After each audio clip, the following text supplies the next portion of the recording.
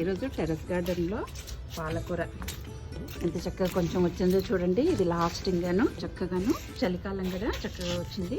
కొద్దిగా బచ్చల కూర మా తోటంతా క్లీన్ చేయడం పెట్టామండి. మొత్తం సాఫ్ అయిపోయింది చూడండి. చూపించాను కదా 20 రోజుల క్రితం ఎట్లా ఉండింది, అంతా ఉండింది కదా. అన్ని బకెట్లలో అంతా మట్టి అంతా చేసాం మొత్తం ఫ్రెష్గాను. చూడండి ఎంత చక్కగా. టబ్బుల్లో కూడా అంతా మట్టి మార్చేసాం ఎక్కడికక్కడ. ఇంకా కొన్ని ఉన్నాయి, కొన్నిట్లలో ఉంచేసాము, అన్నిట్లలో మట్టి మార్చి మళ్ళీ విత్తనాలకు రెడీ చేస్తాం. చుక్కకూర ఉంది, రేపు చుక్కకూర కూడా తెంపుకోవాలి ఇంకా కొంచెం.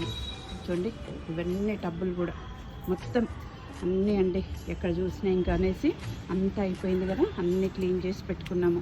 మీరు కూడా అన్నీ క్లీన్ చేసుకోండి ఇప్పుడు, ఎందుకంటే చలికాలం కదా అంతా రాలిపోతుంటుంది కదా ఆకు.